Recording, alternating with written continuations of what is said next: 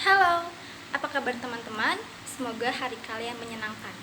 Perkenalkan, saya Safir Yusriandi, biasa dipanggil Vira. Saya sedang belajar di Institute Communication and Business LSPR, jurusan International Relation. Pada video ini, saya akan memperkenalkan Sustainable Development Goals atau tujuan pembangunan berkelanjutan yang berfokus pada SDG nomor 13, yaitu penanganan perubahan iklim, yang mana tentang mengambil aksi untuk memerangi perubahan iklim serta dampaknya.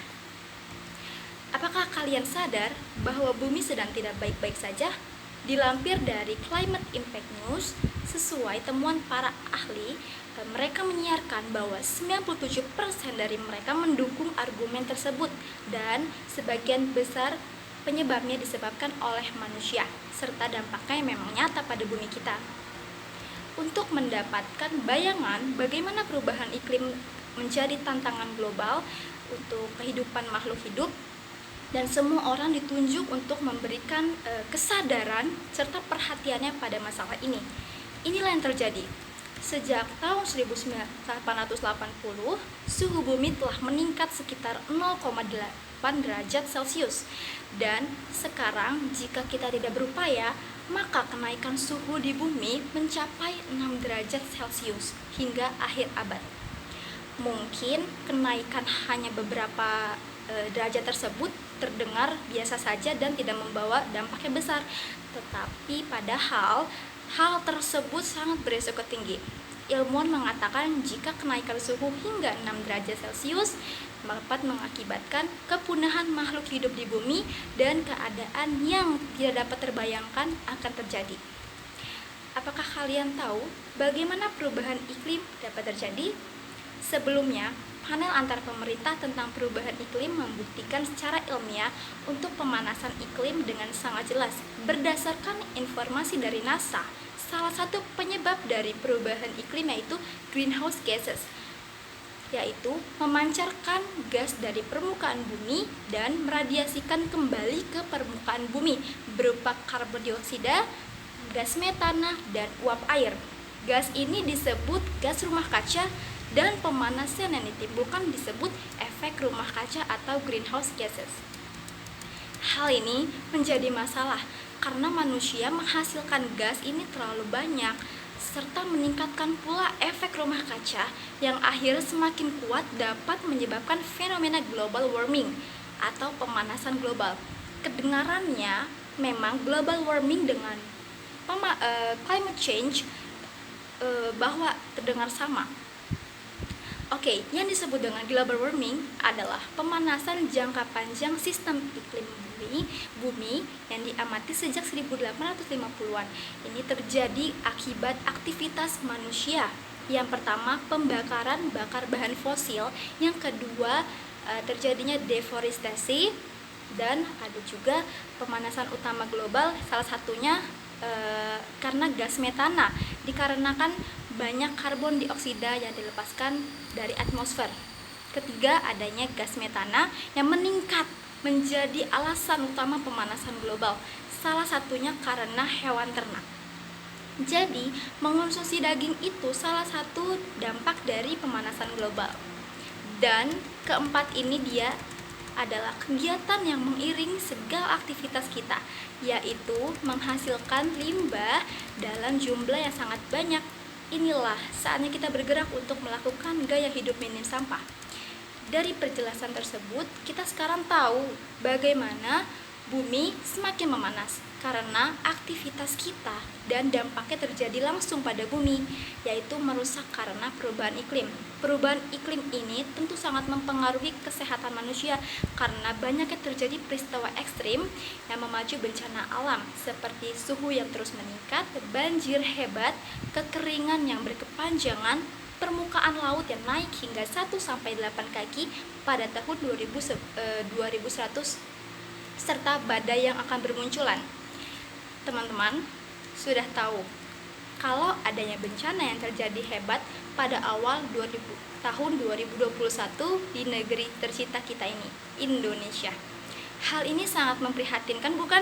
Yaitu terjadinya bencana banjir besar di Kalimantan Selatan, Pulau Borneo. akibat hujan ekstrim yang menumpahkan air dari langit berkali-kali lipat dari biasanya. Bencana ini tidak patut untuk didiamkan saja, tapi jadi salah satu akibat dari cuaca ekstrim. Banjir bandang ini dikarenakan suhu bumi yang semakin memanas, ditambah lagi karena daerah aliran sungai telah kehilangan tutupan hutan yang seharusnya dapat menampung air hujan, tapi kini berkurang karena sekarang sebagian besar lahannya menjadi perkebunan kelapa sawit. Tercatat bahwa terdapat 32 juta hektar hutan alam yang sudah dibebani izin berusaha. Kemudian juga bencana ini dikarenakan angka deforestasi yang meningkat, tapi masih masif di kalangan masyarakat dan disangkal begitu saja. Deforestasi menjadi salah satu penyebab terjadinya krisis iklim yang berpengaruh besar pada cuaca ekstrim di musim penghujan. Terbuktinya bencana ini adalah buatan sekelompok orang dan industri-industri yang hanya mementingkan keuntungan mereka sendiri tanpa merawat alam. Dari contoh tersebut, mungkin masih banyak peristiwa ekstrim lainnya yang terjadi di muka bumi ini.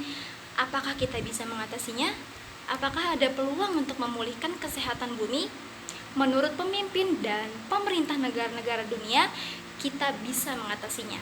Mereka telah menyepakati terbentuknya Sustainable Development Goals atau tujuan pembangunan berkelanjutan yang merupakan suatu rencana aksi global guna mengakhiri kemiskinan, mengurangi kesenjangan dan melindungi lingkungan.